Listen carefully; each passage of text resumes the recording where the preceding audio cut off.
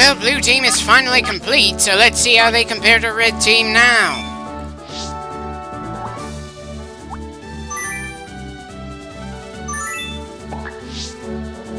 Oh dear, looks like blue has a slight level advantage on top of Claymore ripping through Sabrina's gym with a shocking amount of ease. It's not much of an advantage, but it still got me feeling a little nervous here.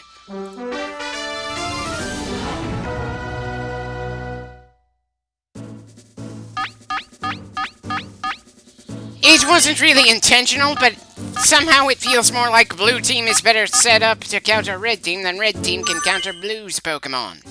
I could be wrong, though. We'll see when we get into it. The champions of tomorrow have begun their super hot battle. Well, that's a lucky starting pairing. So lucky, in fact, that I'm somehow suspicious.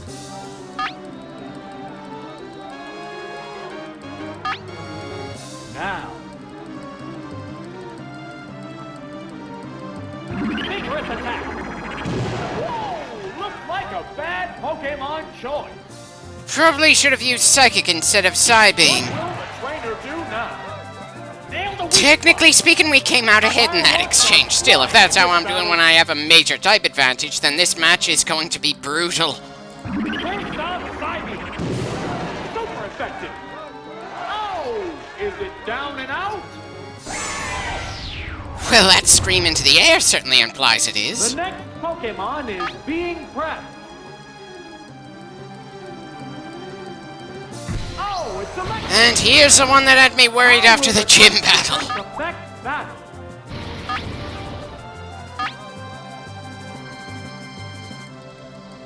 Huh. You're gonna waste your self-destruct on a Pokemon that's already half dead already? Sure, Neo's a threat, but not that big of a threat to your team. I'm not even gonna bother putting that one on the card. Is there some bit of programming in the Stadium AI that makes it always pick self-destruct if that move is available? Because I'm pretty sure that Claymore could have taken Neo down conventionally and then used self-destruct on the next Pokemon, assuming that was even necessary. Of course, now I have to think who comes out next when they've lost Ahmed and Claymore. Marbleback and Kohaku don't feel right at the moment, because blue team still has a water and a grass type.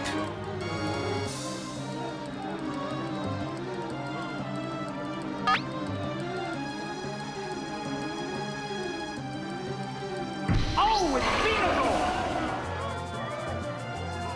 Oh, it's Shark. And of course, he sends out his Fire Boy the instant I pick our Grass Boy. I suppose that's some fitting payback since we started off with quite a favorable pairing earlier. Another Pokemon change.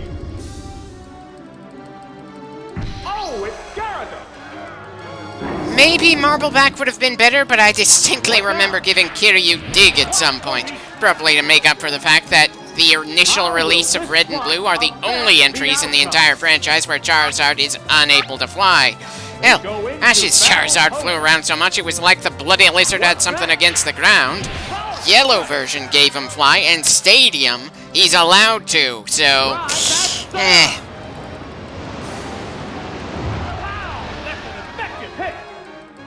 Not as effective as I would have liked.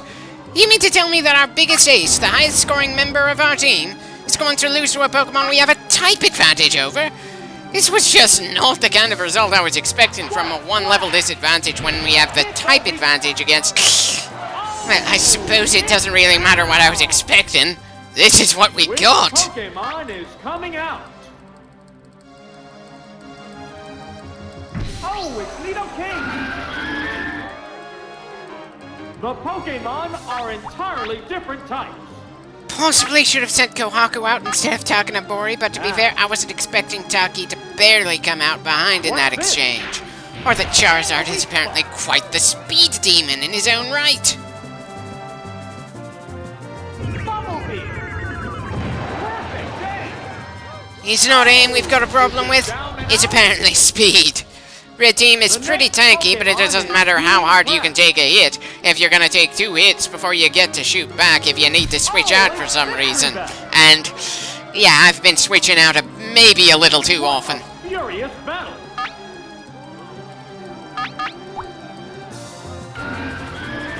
Can we get Earthquake out before we get Razor Leafed?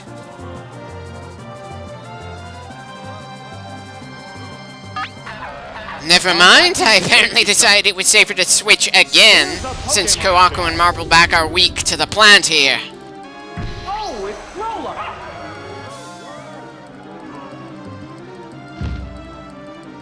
What now? What's the weak? Not very effective, my ass! Please tell me Ember is gonna do some decent damage here. They go into battle poses. And of course, he got a second shot in before we got our first one in. What'll it do? Super attack. How? Just how the hell is that considered super effective? I mean, sure, technically, both teams are mine, so I like both of them, but I was kind of expecting Red Team to have a better shot considering both the early self-destruct in this fight, and how we fought in the previous 5 Red versus Blue segments. It's down! Which Pokemon is coming out? Phyllis, I know the numbers claim things are on our side, but I'm feeling pretty cornered right now. Hope you've got enough in you to beat 3 in a row. Here's a Pokemon. Fireworks are flying in this battle. We just proved that the fireworks are just there for show, since Kiryu didn't shoot a single fire attack and kicked plenty of ass, while Garm used one and barely did anything.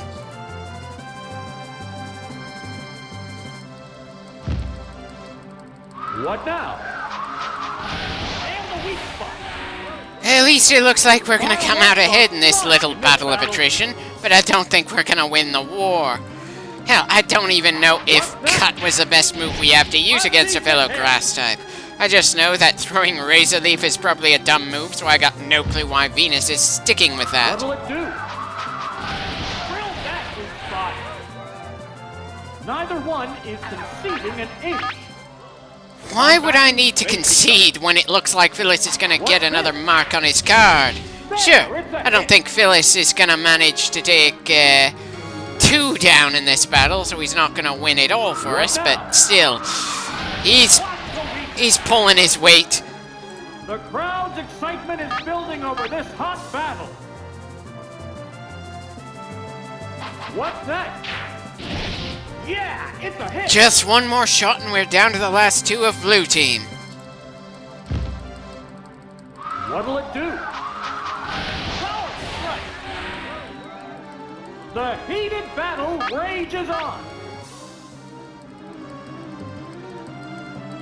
Cut it down aside. Boom! It's finally taken down. Certainly took long enough, but I severely doubt that Phyllis is gonna get his scorecard any higher than 106.5 in Stadium today. Oh, it's Sandslash! How will the type difference affect battle? I think we've been seeing that type advantages haven't been doing all that much in this battle. What's this? Okay, what the... Why the hell didn't I just use Razor Leaf there? That was such a dumb move on my part. It was probably me just hitting the wrong damn button. Unintentionally. I wouldn't say it cost me the battle because I'm not sure I would have won if I made the right move just yet, but still. Ouch. Wow! Round 0. Oh! Well, at the very least, I'd have had more HP for the final member of their team. That has to mean something, and holy shit, I didn't think that would be a one-hit. Yikes. Oh, it's Mudra. I should not feel so nervous for a 3-on-1 in my favor. The battle has become one-sided. Doesn't feel that way to me. What's next? That one hurt.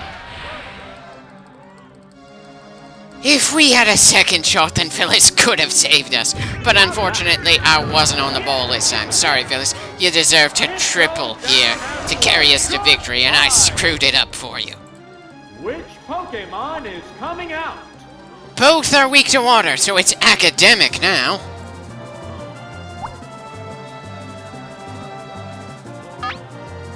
Combatants face each other.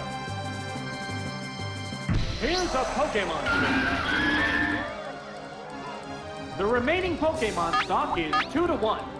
Now, if only the 2 felt like they stood a chance against the 1.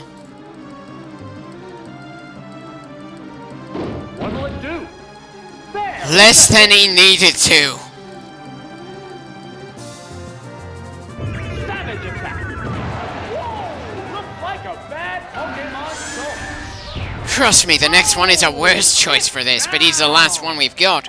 Part of me wants to say something about this being a good lesson about not getting complacent, but I did train both teams here. It's just that the AI controlling blue team made fewer critical errors than I did. Now, the battle is coming right down to the wire.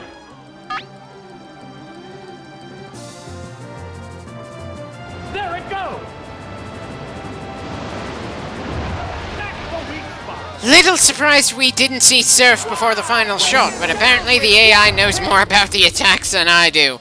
Doesn't make up for him using Razor Leaf against Phyllis for so damn long, but apparently that wasn't as much of a screw-up as me not using Razor Leaf at the soonest opportunity. Right. Think I'm gonna just lick my wounds a bit with a mini-game or two. It's less because I lost, because, well, regardless of which team wins, it means I'm a reasonably solid trainer around here.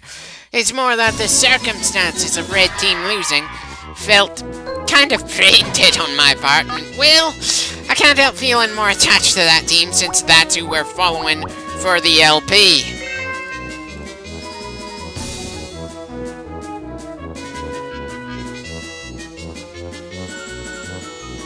And brilliant, I pick a minigame that I couldn't do all that well back when I actually had an N64 because the controls, even when explained, felt annoyingly difficult to actually figure out.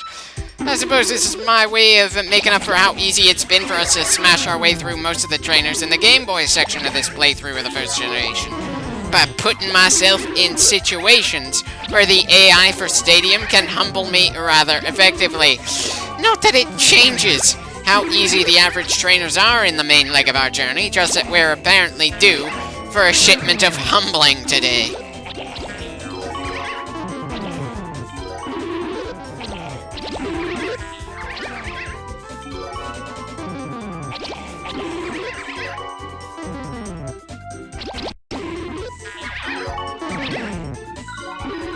Yeah, definitely not a chance in hell I'm winning this snake tossing event. At least I've managed to get a respectable score.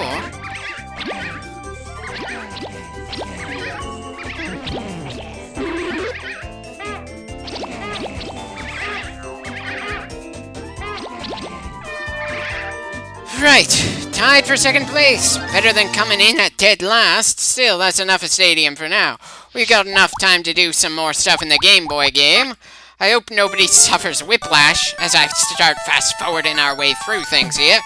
There shouldn't be any trainers left on the road, just ones waiting for us on the surfing route to Cinnabar.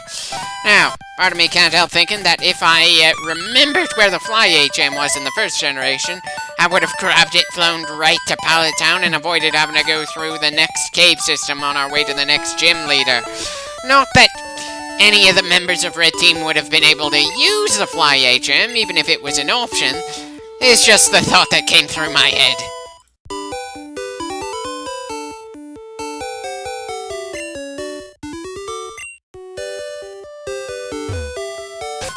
Well, technically 2 Pokemon can use it, and I'm about as likely to get a Chansey as I am to get a Mew for this playthrough, so this move is kind of a waste of space.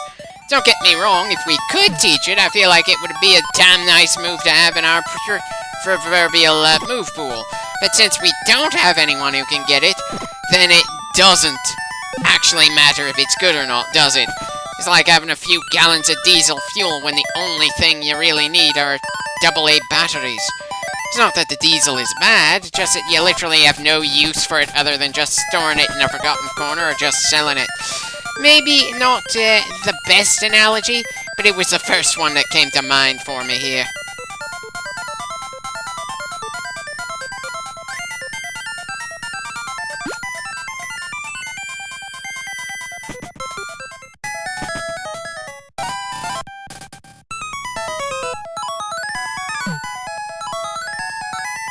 Yeah, Fuchsia is the only place we can go to in order to reach the next town. Kind of hoping that the trainers between us and Cinnabar are better than the regular trainers we've been seeing for a while now, but I somehow doubt it.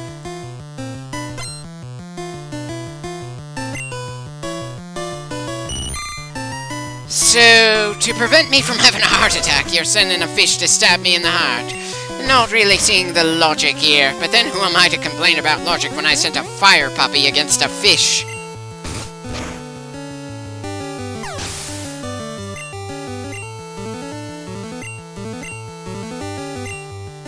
And I'm keeping the fire puppy out against a bunch of water types because I'm still shaken he did so little damage to the grass type back in Stadium.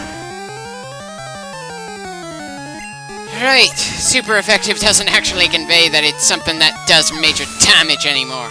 Again, really wish we could see more of the numbers that result in how much damage the attacks end up doing. Really hard to know when we're really pushing our luck, or if the deck is heavily stacked in our favor no matter what. As a side note, am I the only one disappointed we never saw either of the star Pokemon in the ninja-themed gym? Feels like a bit of a missed gag, especially since Fuchsia is right there at the harbor. Seriously, we ran into ghosts in the Psychic Gym, so waters in the Poison Gym wouldn't have been all that insane.